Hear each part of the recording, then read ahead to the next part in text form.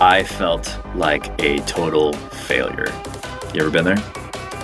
I didn't just hurt my friend, I failed my friend. I didn't just hurt the podcast, I failed the podcast. I didn't just hurt my listeners, I failed my listeners. I didn't just hurt my loved ones, I failed my loved ones. I am a failure. Shame set in, depression set in. I don't know about you, but depression is always very dramatic for me. It's always, this is the end. I wasn't able to see the fact that I had a failure. I felt like I was a failure. And I failed at creating a failure podcast. How fucking ironic is that? Welcome to the Derelict Podcast. For the disparaged, depleted, and delinquent souls trying to find our way, we're talking about the scary part of the journey, where we don't know how it'll end. Let's be free to face our fucking failures in real time as the most unadulterated, truest version of who we are. No sugarcoating. Welcome to the shit show, you derelict. So, here's what I've been thinking. Have you ever noticed how many podcasts just tell you about failures after success has already happened? I mean, honestly, everything I listen to is about success, not how to deal with failure, and it's fucking exhausting. This podcast is about being in the midst of failure, as you just heard. It's not a 3-step formula. There's no automatic success. We're just learning from each other. We're facing failures real time, and that's where we're at. So we're in the midst of this too. Welcome. So here we go. Here's the deal. It's been a month since I recorded a podcast episode. Why, might you ask? Well, my podcast partner decided to quit. He decided this didn't fit his vision for the future. So guess what we're talking about today? Today we're talking about failure to launch, failing to create a failure podcast. How ironic is that? We're going to be talking about it through the stages of grief, because I realized that after I went through this process, I actually went through all of the stages of grief, and I want to talk to you about it. Frankly, this one's a tough one for me, so we'll see how it goes. Let's get into it. So, before we get into anything though, here's the vulnerability part. I've had to deal with some shame over not recording for the past month. Why? Well, because I went through a failure and I didn't record my thoughts on it right away. In fact, I waited a little bit of time, and here I am a month later talking to you guys. So, I failed at launching a failure podcast, and you're just now hearing about it. Why didn't I share more information before? Why did it take me a month to come back here and record a podcast? What process did I go through? Well, again, to be fully vulnerable, I realized I was relying too much on someone else for my success. Do you ever feel that way? Do you ever catch yourself later not even realizing you were doing that? So I had to process this a lot. So let's talk about it. Let's talk about how to process failure today with the stages of grief. Sound good? So first, let's just get rid of the elephant in the room, so to speak. First, we should talk about, well, maybe a couple of them actually. Am I mad at my former co-host? No. The answer is no. I've worked through all that. But I was more. I was. So more on that later. We'll talk about it. But second is doing business with friends. Is it even possible? Is it stupid? Is it the smart move? Are there only specific friends that you could do that with? Well, of course, it depends. What are proper boundaries between business and friendship? I've dealt with that a lot in my financial business. Can those be navigated with success? Will those hurt the business? Will those hurt the friendship? Can either one survive? What if our visions don't align? What if I want to write my podcast naked in my hot tub and my co-host doesn't, which hopefully he doesn't? What if I want to get high before I record a podcast and my co-host doesn't? Hypothetically, of course, I've never done that. So how do we figure this out sooner than later? Well, it's reminding me of something that an entrepreneur said to me a long time ago, and he was referring to employees, and he said, fire fast, hire slow. Now, my buddy's not an employee, and obviously I'm not hiring or firing him, but doesn't the same rule apply? Think about it. Maybe for this situation, it should be break partnerships fast, build partnerships slow. Isn't that true with life?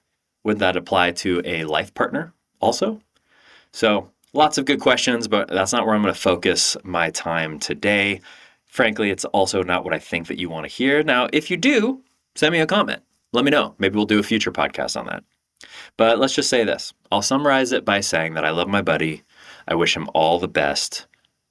But frankly, it took a while to get there. I want to tell you about my journey processing this failure. After all, I failed at starting a failure podcast. Isn't that fucking ironic? So let's talk about the stages of grief, because that's, I think, what makes the most sense to talk about today. Maybe you've experienced grief in your own life. So I want to talk to you a little bit about the stages and how I went through them in developing this episode that you are listening today. So in the show notes, you will see an article from Medical News Today that I thought did a good job of explaining the 7 stages of grief: shock, denial, anger, bargaining, depression, testing, acceptance. Those are the 7. Now, those don't necessarily go in order, and in fact, you could experience them at the same time, or different orders, or in a circle, or scattered like the stars. It just depends. I know different events, I've experienced these stages differently.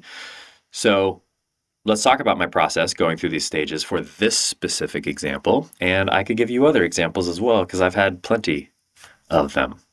So for me, they were not in this order, but I have experienced them all in the last month. So they're pretty fresh. Now let's dive into each of these stages of grief. Now I'm going to go in order of which I experienced these for the development of changing partnerships with this podcast and creating this episode that you are listening to right now. First one I went through was shock. I think that's probably pretty normal as far as the first one goes. So we recorded our last podcast episode on a Tuesday. We debriefed that night and also talked about it that Friday. And we were both honestly pretty happy about how it turned out.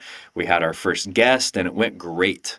Then we both spent the weekend apart, met for coffee the next Tuesday, so 1 week later, and he was done. Wow, what happened that weekend? I honestly may never know. To put it lightly, I was in shock, the first stage of grief. It hit me right away. Now, I know he wanted to change some things because we actually had that conversation a few weeks ago, but I didn't think that meant he was leaving. I remember right after we got done with our coffee, frankly, I was already having a pretty rough day for a few other things in my life. So I just decided I need to go for a walk. I had a cigar with me because I was thinking of smoking one with him, but I just was like, you know what? I'm going to go for a walk. I'm going to smoke a cigar, and I'm just going to process what just happened, contemplating my life. Have you ever been there? Have you ever felt like your world is falling apart? Now, frankly, I know that's dramatic. This is a podcast. It's not the end of the world if I don't do this. This isn't even my main gig right now. But I definitely felt like my life was falling apart, or at least it felt like the world was shifting underneath my feet. I've definitely been more shocked in my life, but that doesn't invalidate how I felt in the moment. Have you ever been there? Have you ever felt shame for feeling shock or dramatizing what's happening? I mean, I sure have, but maybe it's just me. So, according to the article, shock can serve as an emotional buffer to prevent someone from feeling overwhelmed, is what it says. So, I relate to that a lot. I did feel overwhelmed, but not nearly as much if I didn't feel shock. So, how did I get over this? Well, honestly, the next stage in grief is denial, and denial kind of hit me at the same time. I was first shocked, and then I was like, there's no way this is real. He's just having a hard time. He'll come back around. I was feeling loss. I was feeling grief. I was really bummed. I love my buddy, and I was really excited to do this podcast with him ever since we first started talking about it, as of the recording this podcast about 9 months ago.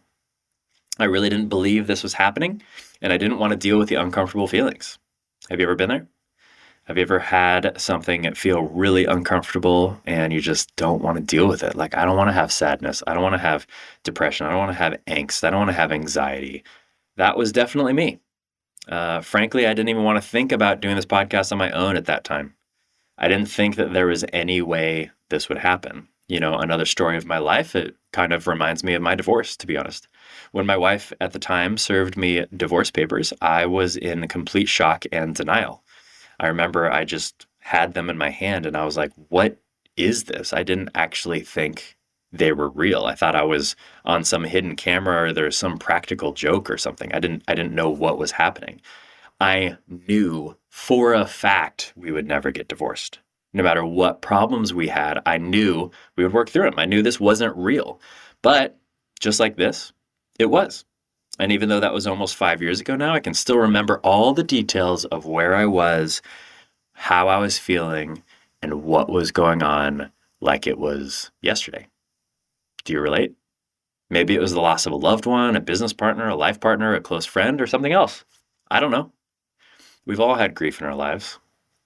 So after I got through that phase, where did I go next? Well, the next phase I experienced was bargaining. So once the shock and denial wore off, I started bargaining. I sent a couple texts to my buddy asking him if he'd finish up tasks for the podcast that were still outstanding before he left. And frankly, there was a little bit of an implication in those texts that he'd leave me in the wake if he didn't. It was a little guilt tripping for sure. I didn't say any words to that effect, but I definitely wrote it in that tone.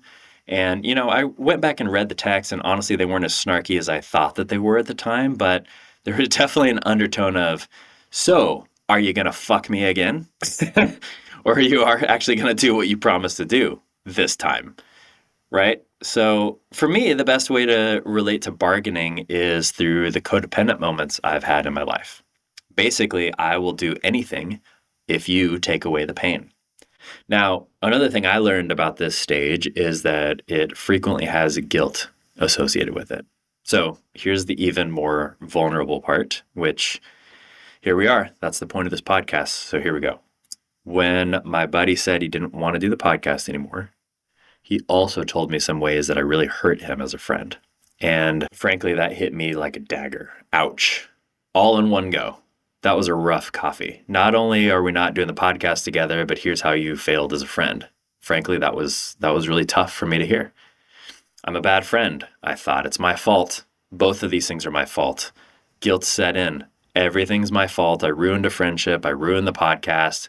It was frankly extreme. It was kind of like, this is the end of the world. This is the end of our friendship. This is the end of the podcast. And to be honest, I admit it. Sometimes I'm extreme. If you know me, you know that that's true. So I'm sure you've never been extreme. So you probably don't relate to this at all. But, after I got past that, where did the guilt lead? Well, for me, it turned into depression.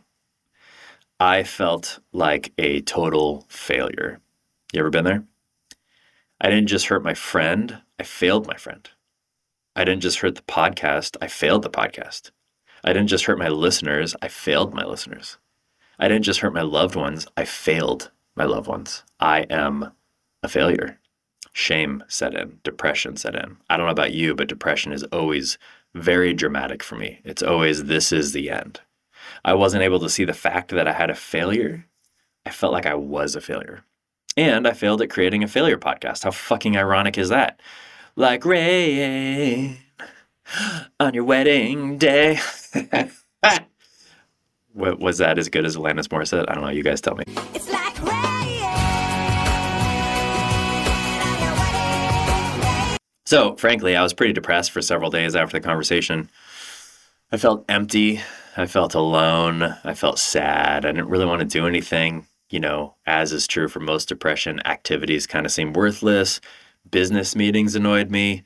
My clients annoyed me. Honestly, even my kids annoyed me, and they hardly ever do. I love them dearly, but frankly, I just was depressed. I didn't even want to deal with this. It was a bummer. But here's the good news: depression didn't last forever, and hopefully for most people it doesn't. I'm really grateful it was pretty quick for me this time. Frankly, hasn't always been the case. During my divorce, which I mentioned earlier, I was depressed way longer, for a very long time. During the failure of one of my companies, when I basically had to shut it down, I was depressed way longer. So, frankly, I consider this progress. So let me ask you a question. What about you? When was the last time you experienced depression? Or maybe you don't want to call it that. But when was the last time you experienced some of the factors I just mentioned? Have you thought about how that experience was compared to the previous time? How was it compared to a year ago, 5 years ago, 10 years ago? Are you making progress? Frankly, I think you are. I bet you are. If you're working on yourself and you're being honest, I bet it's getting better. Or maybe it's not. And that's okay too. The sooner you accept where you are and the emotions that you feel, the better it will be. Trust me. Historically, I've completely sucked at this, but I'm getting better. And that's good news for me. And I hope that that's good news for you. I want to encourage you to keep going. You're doing great. As an old adage that I constantly remind myself of from 12-step goes, progress, not perfection. Let's focus on our progress because, frankly, for me, that's encouraging. Perfection always brings me down. I always think we talked on a previous podcast about the gap and the gain, another way of saying that. If I'm just thinking about the gap or I'm just thinking about perfection, I am never living up. It always brings me down. Do you resonate with that? So, Josh, speaking to myself, what happened after you dealt with your depression? Well, for me, anger came blasting through the wall like the Kool-Aid man. Oh, yeah! I was fucking pissed. I remember waking up about 5 to 6 days after our chat, and anger honestly filled my entire body. Fuck that guy. How dare he back out on our deal and leave me in the lurch? It's his own damn negative mindsets and limiting beliefs that has him leave this fucking amazing podcast. Fuck him. I don't need him. I'll be better off myself anyway. Ever been there? It's not very logical. Frankly, anger like this is always immature, doesn't apply reason, consideration, logic. It's just rage. I was filled with fucking rage. Ever been so pissed at someone that you can't think straight? I was. I just woke up like it. I wanted to harm him.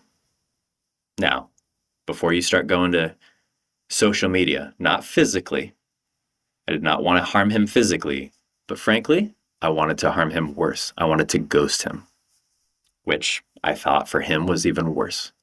So there's lots of ways of harming someone, right? I could beat him up. I could talk smack about him. I could record a podcast and drag his name through the mud. Or, one of my personal favorites, I could ghost him. I could pretend like I didn't care. I could get back at him by taking away our friendship, by making him feel like he was the one that did something wrong. Classic gaslighting. He's the loser. He's the one with the problems, not me. I'll do that. So I did. All right, so side note. Please, for the love of God, don't ghost people. There's way too much of that shit happening in our world today. People, I swear, have forgotten. I'm going to sound like an old man here for a second, but I swear that people have forgotten how to talk to people.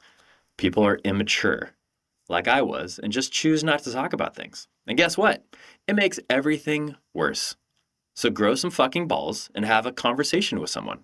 Come at it with humility, take a deep breath, with some grace, realizing maybe I have bigger problems than they do anyway. Realize that I'm broken, everyone else is broken, just like you, just like me. We're all hurt.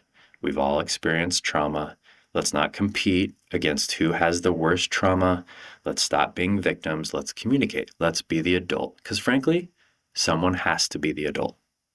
Well, frankly, I didn't. Because I was fucking pissed. Fuck that guy. I pulled out my phone and I started a new note and started venting about how crazy this guy is, how wrong he is, how I'm in the right, how he's a fucking idiot. It was the opposite of kind. But you know what? I wrote a note to myself. Didn't send it to him. He knows nothing about it. And honestly, when he listens to this podcast, it'll be the first he's ever heard of it. And I won't tell him what I wrote. And frankly, I won't tell you what I wrote because it was written in anger and none of it was true. I just needed to vent. So it doesn't matter what was said. The point of this podcast is not to drag him through the mud. He did absolutely nothing wrong. I fully support, love, appreciate him, and support and appreciate his decision. And frankly, ever since then, I deleted the note because it doesn't matter. Doesn't matter what it said. I just needed to vent. When was the last time you needed a vent? Did you actually allow yourself to do so?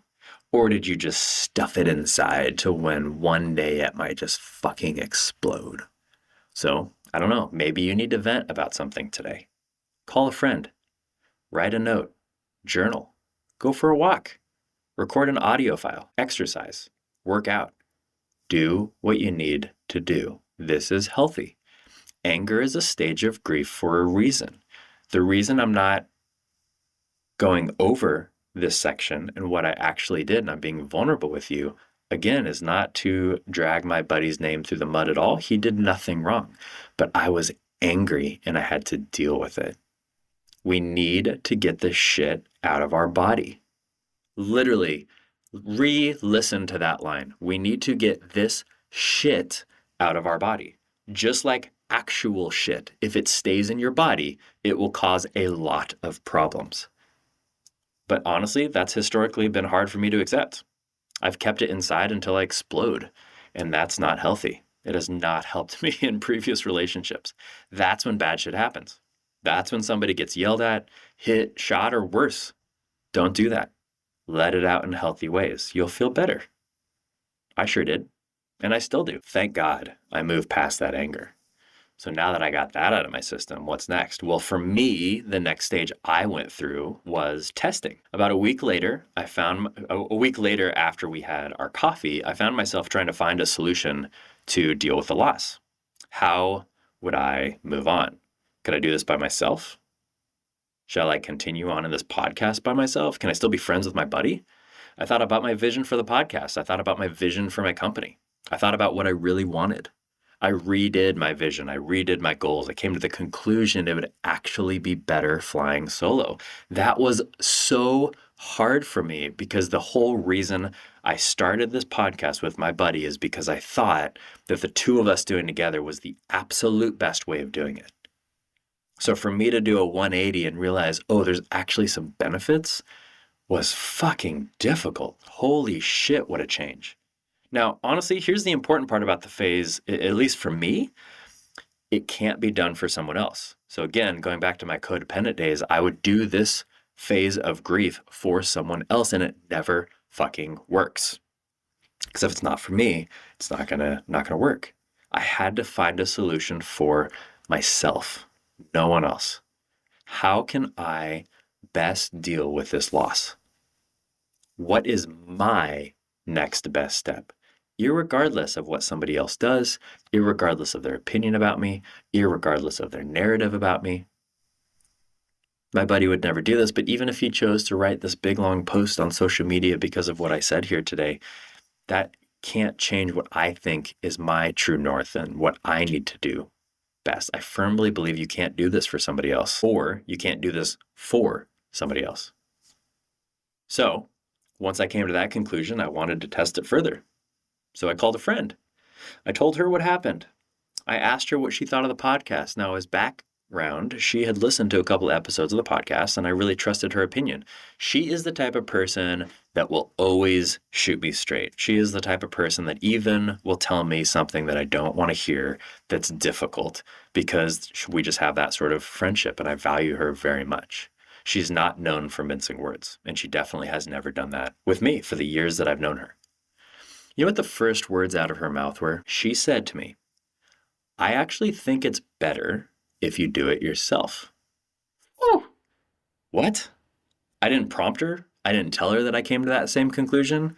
I was in awe. Have you ever been there? I know this is going to sound a little woo-woo, but have you ever just felt like the universe is just relating to you in the way that you want it to relate to you? Like the universe just tells you exactly what you were already thinking? The stars just align and you feel it in your gut. You just know the path forward. That's how I felt. I was like, wow, for her to say that after I came to the same conclusion on my own is, I don't know, it felt pretty incredible. But you know what? I started maybe to accept that, but there's still one small thing. What about my friendship with my buddy? Did this ruin our friendship as well? Can we make it past this? Well, here's the ironic thing. Speaking of irony, I actually get a text from him the next day and realized it wasn't a loss. I was so happy to receive that text, even though I wanted to be angry with him still. I was still kind of moving past that anger. But frankly, it was a really nice text. It was really lovely. He wanted to check in. He basically said that he didn't want too much time to pass and tell me he appreciated how I responded to him during coffee and that I owned my shit for what I did. And I really, really appreciated that. It was really nice to hear. especially because I'd already been thinking that we should probably talk more. I was finally getting to a point where I was like, okay, I think I'm almost ready to talk to him. Then again, universe stepped in. He texted me. Time to move past this. Now, let's talk about the maybe obvious, maybe not so obvious part. This doesn't always happen, right? If someone dies or there's a contentious breakup or divorce, or maybe you don't have the opportunity to repair. It might be a total loss. So what do I say to you? Repair it if you can. I beg you. Try your best, please. Life's too short not to. So what do we do? Well, I decided for me, let me say this a different way. He offered to get together, have a conversation, etc. I decided what would be easier for me is if we went somewhere with our kids together, because our kids are friends. And that might just take a little pressure off of us, having some intense conversation. So we did. And it felt like a good first step. It was a bit awkward, honestly, as we were walking around this museum together. But I was testing the friendship. I just wanted to see, hey, can we do it? Can we at least be around each other? Is this going to be super weird and awkward and terrible? And it was a little awkward, but it was fine. But you know what? What happens after you test something? Don't you have to try it out? I mean, don't you have to actually see if you're okay with your new reality? Well, after I was done testing it, I sure did. And that brings us to the last stage of grief for me, and also just the last stage of acceptance. So, Josh, you might ask me, what's the most obvious way to show that you've accepted your new reality when it comes to the podcast? Well, thanks for asking. I think part of it, honestly, is this podcast episode. Thanks for joining me on my acceptance podcast, where I think I finally accepted the fact that I'm doing this on my own. Let me rephrase that. I know that I've accepted the fact that I'm doing this on my own. And I can't think of a better way to show it than to create a new episode. And honestly, just be completely honest and vulnerable with all of you. And frankly, I hope you've liked it. Now, let me be clear about something real quick, because we could get confused here at this moment. Acceptance does not necessarily mean that people feel okay about the loss. So let me repeat that. Acceptance doesn't necessarily mean that someone feels okay about the loss. So I actually do feel okay about this loss. However, let's use a different context. What if it's the loss of a loved one? Well, you might not ever get to a point where you're okay with that because you lost your loved one, right? It's okay to not feel okay about that loss. It's about acceptance, not excitement. It simply means that you or I or anyone accepts our new reality. It's accepting that life moves on. Maybe not as before, but, still on and on. According to the article, we'll look at this again. This stage may involve reorganizing roles and forming new relationships. So here we are. My role on this podcast has been reorganized, and I'm forming new relationships. I'm figuring out how to do things on my own that he was doing for the podcast. I'm accepting my new reality. I'm getting to a point where I'm good here. Now, as I've said before, though, the grief I'm describing here, while very real, is nowhere near as intense as other grief that not only have I experienced, but maybe some of you. Frankly, I don't think that this grief is as intense as losing a loved one, or something really intense like being in a war or getting physically harmed or going through a contentious divorce. Several things that I have done. So you might be listening and think, well, my grief is way worse. You just couldn't launch a podcast. Wham, first world problems. I agree with you. Doesn't invalidate my grief, but this is not a competition. Maybe you're thinking my grief's not as bad as yours. Okay, that's fine too. These are all griefs, and that's okay. It's still grief. It's still okay to grieve, no matter where that is on the spectrum of grief. So, this is the last stage of grief. But you know what? I have a question. Why is acceptance the last stage of grief? Frankly, doesn't it seem like there should be another step? In other words, what happens after acceptance? Okay, so I've accepted it. Where do I go from here? Is the best in life we can hope for simply accepting our reality? Couldn't grief offer a possibility for something more than mere acceptance? Well, in my personal and extremely humble opinion, I think we all have a decision on what to do next. Will you simply accept your personal reality, or will you try to change it? Or maybe even improve it? All right, so maybe I should clarify something. For me, acceptance in the realm of this podcast didn't necessarily mean that I had to record another episode. I could have stopped. I could have decided the podcast was a no-go. I could have accepted that we're not going to do a podcast together. That's okay. After all, my business partner quit. Maybe it's just not meant to be. But you know what? What I realized? Maybe this isn't the acceptance episode. This is the opportunity episode. So back to the stages of grief for a second. If you were tracking, I went through all 7 stages of grief in about a week. 2 weeks, I guess, if you include acceptance of our friendship. So why did it take a month to record a new episode? Was it difficult to write the outline of what I wanted to say? No, frankly, I did this outline pretty quickly. Was it the fact that I wasn't willing to accept the opportunity? I accepted my reality, but maybe I hadn't yet accepted the opportunity. To me, there's a difference. You feel that? Are we accepting reality, or are we accepting an opportunity? Have you ever been in a state where you've accepted your reality, but haven't quite accepted the next opportunity? That's where I was, honestly, for the last 2 weeks. I was content, but not ready for a change. There doesn't seem to be much of a change at the end of the stages of grief. Obviously, there's stages all along as you progress through the stages, but then what's next? Is it just accepting my new reality, or could there be a change? Could there be an opportunity? And frankly, I think that that's a shame, because I think there's tremendous opportunity once you get through the grieving process. Don't you? For example, let's say the grief you're dealing with is what I would consider worse than the one I described on this episode. Again, let's say it was the loss of a family member, somebody that you're close to. To me, that's far more horrific than losing a business partner on a podcast.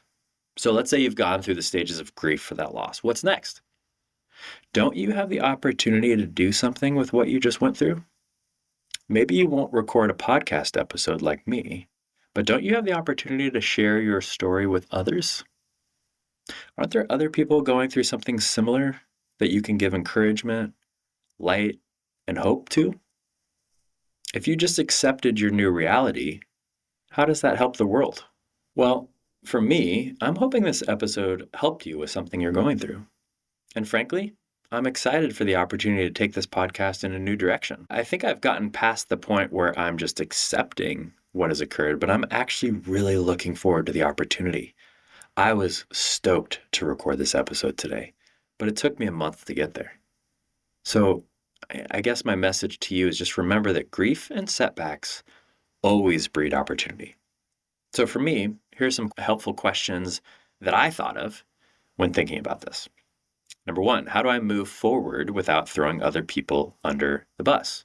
Again, I hope you didn't hear that in this episode at all, and I hope my buddy didn't hear this. I was not trying to throw him under the bus at all. I fully support, love, cherish him, and think that the decision he made is actually a really good one for himself, and I hope to have him back on this podcast again real soon. Second, how can I be grateful for people even when it seems like they're hurting me? I'm grateful for my buddy.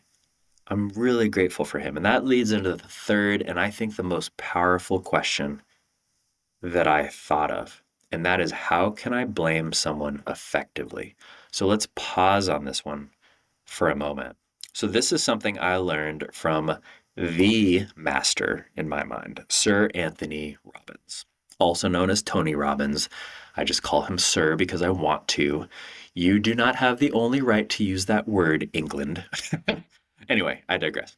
Here's the basic concept. If you're going to blame someone for all the shit they did to you, you have to blame them for all the good that came from it. Let me repeat that again. The basic gist here is that if you're going to blame someone for all the shit they did to you, you have to blame them for all the good that came from it. When I first heard that in a Tony Robbins event, it blew me away. I was shocked. I realized how true it was, and how much more of a powerful way is that to live than just being a victim to everything that maybe somebody did to you. How could you take charge of that and actually blame them effectively? So I could blame my buddy for leaving me in the lurch with his podcasts and have a victim mentality, even using those words, oh, he left me in the lurch. But honestly, I don't think that he did. I think he did what was best for him. And as I'm choosing to do now, I could also choose to blame him for giving me this amazing opportunity to design this podcast exactly as I want it. You might hear a different tone today than you've heard in the past, and we'll see where it goes for the next episode. I want to make sure it reaches the right people like you. I just wanted to share with you what is on my heart today. So I would encourage you, check out the video in the show notes for a quick clip of Tony Robbins explaining this concept and one more quick story before we end. So, once I finally accepted that I'd be doing this on my own, I wasn't quite ready to record. I'd already told you reasons why I wasn't quite ready to record. So what did I decide to do? Well, I created a podcast studio. If you ever come to be on the show or simply come to my house, I hope you'll see it. There is a small hidden room in my house that ever since I bought it a few years ago, I've always wanted to do something with. First, I wanted to just use it for storage, but how boring is that? Then I thought it would be really cool to make a speakeasy. I was like, oh, that'd be great. Which frankly, honestly, it would. But I never did anything with it. It wasn't a high priority. It's just sat here for years. So the first thing that I did is I came in here, I took down some shelving, I redid the walls. I just cleared the whole place out because it just had a bunch of junk in it from the previous owners. Then, when I was finally accepting my new reality, I realized something. I can make it a podcast studio. So I did. I used it as an opportunity to create something fun, something that would help me continue to be here for you, something that would help me to record, to be here for my listeners and subscribers. I did this for you, but honestly, not really. I really did it for myself. And isn't that what we have to do in this life? Because we really can't help someone else until we help ourselves. Overly cliche, I know, but it's like putting on the oxygen mask on the plane. If we pass out and we can't put the oxygen mask on our kids, then both of us are in trouble. So, what do I say here? Well, from the bottom of my heart, thank you for giving me the opportunity to share with you. Thank you for listening to the stages of grief I went through when trying to start a failure podcast about dealing with failure. Again, so ironic. I hope you liked what you heard. If you did, would you do me a personal favor? Would you like and subscribe? And even more, would you send this to someone? Maybe someone that's going through a rough time right now. Maybe someone that could use some hope.